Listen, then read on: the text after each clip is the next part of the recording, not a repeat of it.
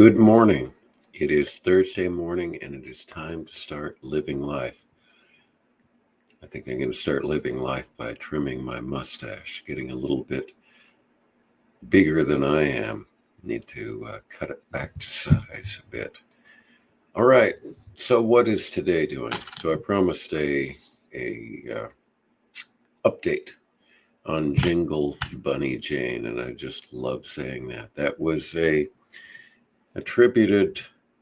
So there was a song that was sung by the Offspring, and what the singer was singing was "She Ain't No Ball and Chain," and I believe it was my son who listened to it and said "Jingle Bunny Jane," or I thought it was "Jingle Bunny Jane." Either way, I thought that is the coolest name for a song. And there was never any opportunity to do it, but I always thought about Jingle Bunny Jane and kind of the characteristics of this ethereal sprite. And it is one of two that the Aurelists from Good Karma are going to be dancing to. It was very difficult to come up to because it was seen as an intersection. That's how I envisioned this piece, seen as the intersection between two different personalities. Jingle Bunny Jane, who is very sensual and lives life and makes people uncomfortable because she is so comfortable with herself and she just does things. And then there's Crimson Corrales, who is angry, driven, and just keeps pushing herself through. And that is a perfect metaphor for what I'm going to discuss today. But the update is that I went through and I rewrote it a bunch of times, and I am finished. I'm just finishing up the piece today. It's going to go out for rehearsal, and I am done. And that is another part of the creative piece. You need to stick to your guns when staying within creative disciplines, but that at times means rewriting things because you do something and that kind of sounds okay, and then you revisit it and that really doesn't represent what the song is about. And we see songs like that all the time that have cool little riffs and they're cool little song, and you don't remember them. I remember many songs written by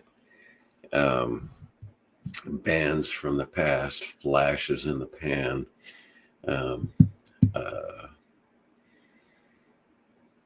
I'm trying to think of the name of the band. I believe it was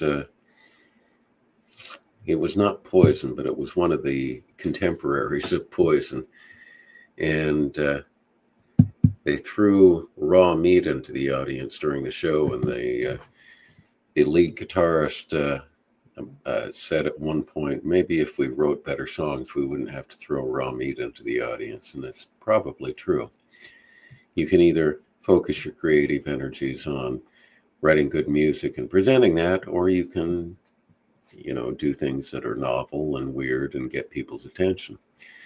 So anyway, living life. Are you living life?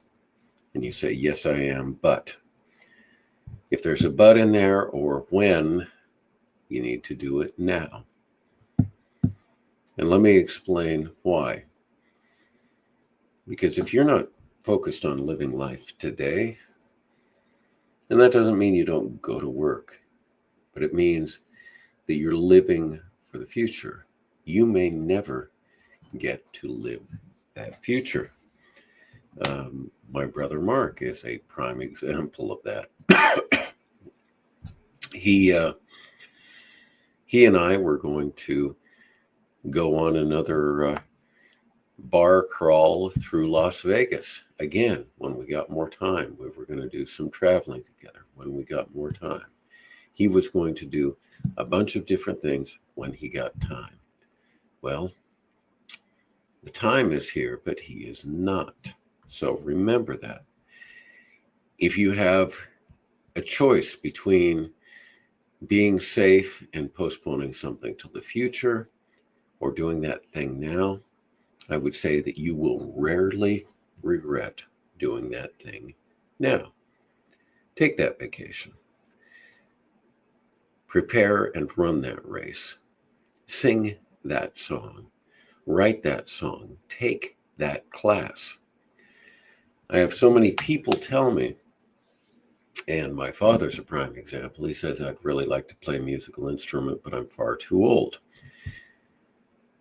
I, on occasion, visit a young lady, and I say that not facetiously, but she is 96 now, and she started playing classical guitar when she was 80, I believe, 75. I mean, she picked up the habit. No, it was after her husband died. So it's been within the past 10 years. And she's played it every day. And she is competent in playing. And why does she do it? Well, she couldn't do it before because her husband was a musician and he found it threatening that she was playing an instrument. There's a real problem with that. But the issue is it is not too late. Now, it's too late probably for me to become a world-class figure skater, but that doesn't mean I can't take figure skating lessons. It's probably too late for me to become an astronaut because, I would have to get a bunch of degrees and become a pilot and enroll in NASA, and I don't have 30 years to prepare myself. However, that does not mean that I can't earn some money, develop some sort of product, or make it as a business person and get a private flight into space. So now is the time to do it. That is the entirety of it. Do it today, because tomorrow will never get here. And I hear that so often. Now, I hear next week I'm going to have time. Next month I'm going to have time. Next year I'm going to have time. You don't know if you're going to have time. So let me give you some quotes, and I'm going to get back, finish up Jingle Bunny Jane, and I will have completed. So this year I have bested my goal. Every 2 weeks I've been producing a song. So I didn't know if I could do that, but I said I was going to do it publicly, which opened myself up to ridicule or shame, mostly by myself, because you tell people, most people, you tell them, I'm going to do this. And they say, okay, they don't care. But you're afraid of saying it because then you didn't do it. And they might ask, how did this go? Put yourself out there. Allow yourself the possibility to fail. All right. Don't let the fear of striking you out keep you from playing the game. That was Babe Ruth. Ferris Bueller, life moves pretty fast. If you don't stop and look around once in a while, you could miss it. Absolutely. James Dean, dream as if you'll live forever. Live as if you'll die today. Benjamin Franklin, some people die at 25 and aren't buried till 75. Do not let your youth be when you do things. Fear is temporary. Regret is forever. Mae West, you only live once, but if you do it right, once is enough. And Mark Twain, 20 years from now, you'll be more disappointed by the things you didn't do than by the things that you did. Again, Benjamin Franklin, you may delay, but time will not. A ship in the harbor is safe, but that's not what ships are built for. And that was John Shedd. And Marcus Aurelius, this is the time. It's not death that men should fear, but he should fear never beginning to live. you should fear not doing the things that you should be doing. And the Buddha, of course, do not dwell in the past, do not dream of the future, concentrate the mind on the present moment, the Buddha. And Horus from 23 BC, Dum locimur fugerat invada estas carpe diem quam minimum credulo postero. While we speak, envious times have fled. Seize the day, trusting as little as possible in the future. Carpe diem, live that day, and I will see you tomorrow.